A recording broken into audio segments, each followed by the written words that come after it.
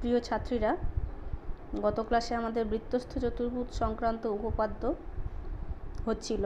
কোষে দেখি 10, 8 দাগের প্রবলেম দেখো।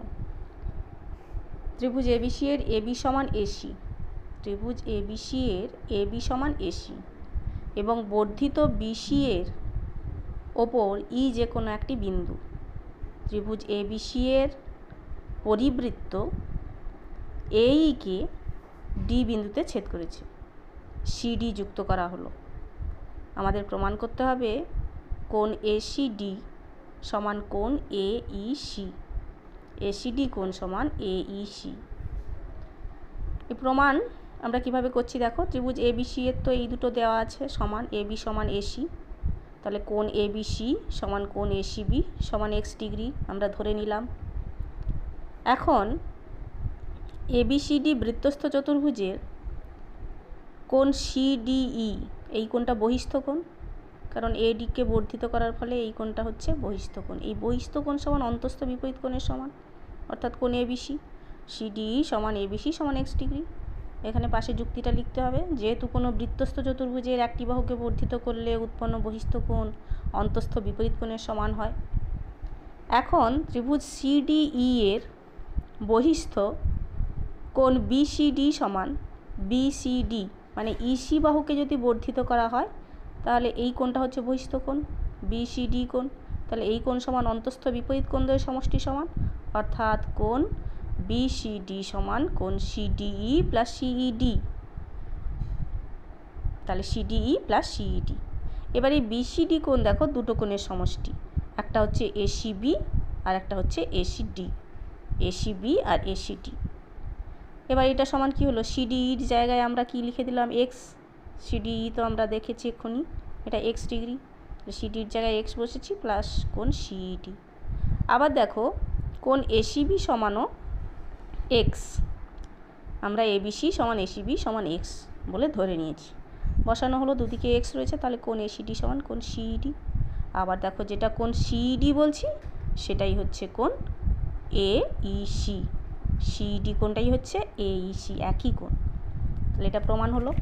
নেক্সট দেখো 10 প্রবলেম কি দেওয়া আছে। ত্রিভুজ এবিসি এর এসি ও এবি বাহুর ওপর বিই ও সিএফ যথাক্রমে লম্ব।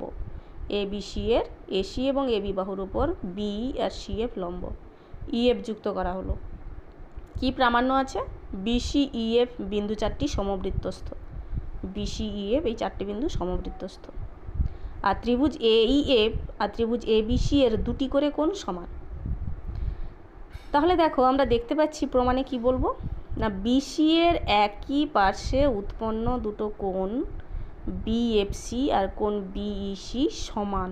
কেন এরা সমান না, বিএফসি এই কোণটাও 90 ডিগ্রি, বিইসি কোণটাও 90 ডিগ্রি, যেহেতু বিই লম্ব এসি, সিএফ লম্ব এবি। এখানে এই কারণে এই যুক্তিতে আমরা বিএফসি আর বিইসি দুটো কোণ 90 ডিগ্রি বলে বলছি, সমান হলো তারা।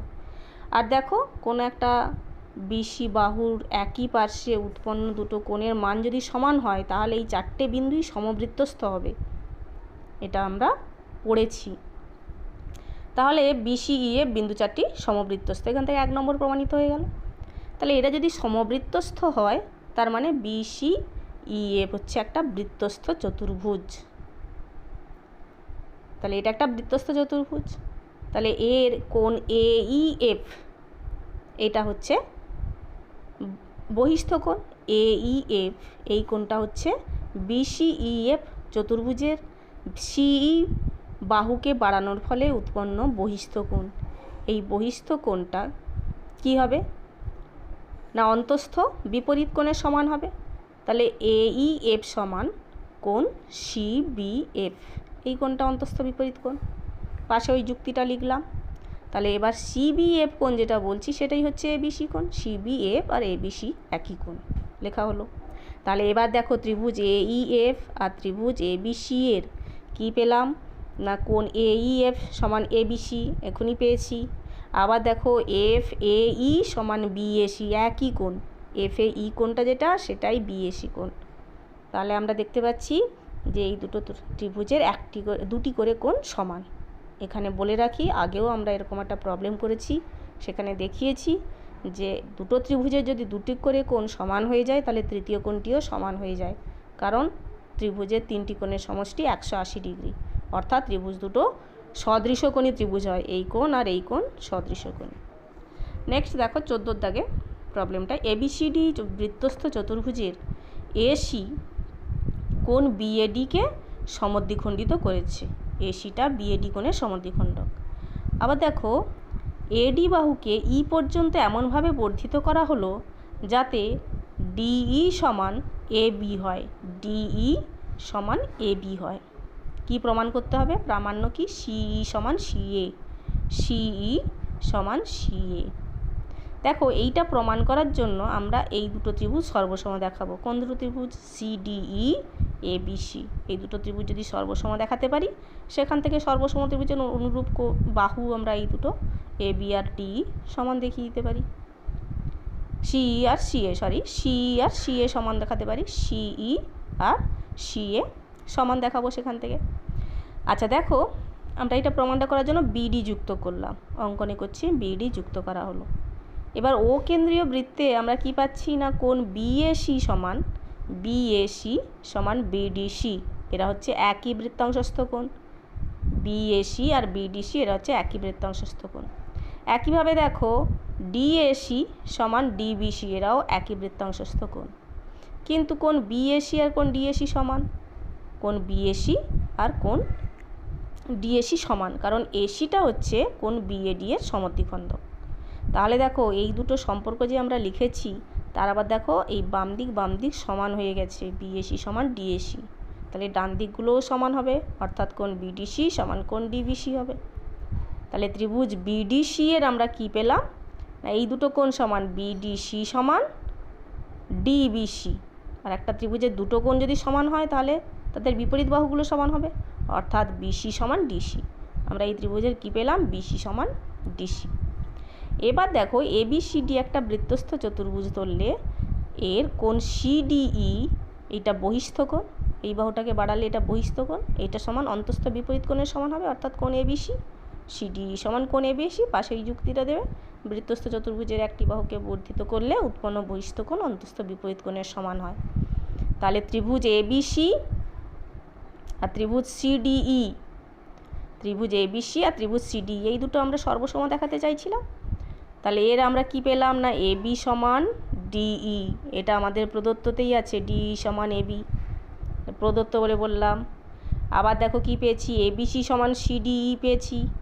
দেখো সিডিই সমান এবিসি লেখা হয়েছে এখানে, কিন্তু এটাকে ঘুরিয়ে লিখতে হবে। যে ত্রিভুজটা আগে লিখেছো তার বাহু বা কোণ আগে বলবে, যেটা পরে লিখেছো তার বাহু বা কোণ পরে লিখবে।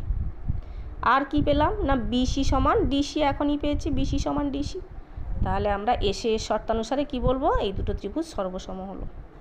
সর্বসম ত্রিভুজের অনুরূপ বাহুগুলো সমান হয়, কারা কারা সমান হলো? সিএ সমান সিএ সমান সি, এটাই প্রমাণ করতে ছিল। নেক্সট দেখো পরবর্তী প্রবলেমটা দেখো, এবিসিডি একটা সুষম পঞ্চভুজ দেওয়া আছে। দেখাতে হবে যে এবিসিডি এর যে কোনো চারটি বিন্দু সমবৃত্তস্থ। এবিসিডিই এর যে কোনো চারটি বিন্দু সমবৃত্তস্থ। আচ্ছা দেখো এটা প্রমাণ করার জন্য আমরা বিই আর এসি যোগ করলাম। ত্রিভুজ এবিই আর ত্রিভুজ এবিসি এর কী পেয়েছি বলো তো, না এই সমান বিসি। যেহেতু এটা সুষম পঞ্চভুজ, এর প্রত্যেকটা বাহু সমান, প্রত্যেকটা কোণের মানও সমান। আর প্রত্যেকটা কোণের মান কত ডিগ্রি করে হবে? 108 ডিগ্রি করে হবে, আমরা এটা জানি।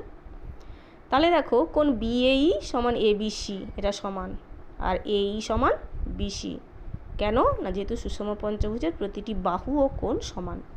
আর এবিটা হচ্ছে সাধারণ বাহু, এই ত্রিভুজেরও বাহু, এই ত্রিভুজেরও বাহু। তাহলে ত্রিভুজ দুটো সর্বসম হলো, এটা এসে শর্তানুসারে লিখবে।